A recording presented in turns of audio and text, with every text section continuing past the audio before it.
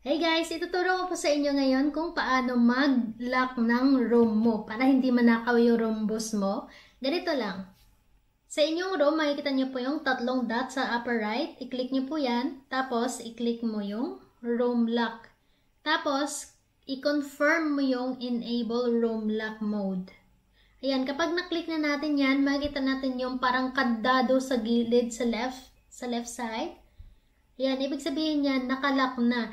Kapag pinindot ng tao yan para pumunta sa room mo, ang lalabas ay this room type does not currently support joining. Yan ang sinasabi. So, hindi daw nag-allow para may sumali sa room na yon kasi nakalock siya. So, hindi mananakaw yung room boss mo as long as nandyan ka. Pero kapag nahulog ka, mawala din yung lock sa room mo. Pwedeng pasukin.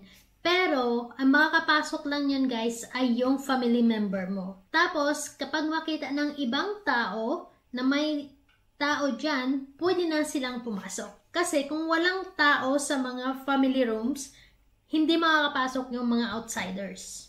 Yan po yung kasagutan sa tanong ni Kuya. Nakalimutan ko kung sino, pero sinulat ko kasi yung mga questions. Ayan, dito. Ayan, para gawin ko ng isang video.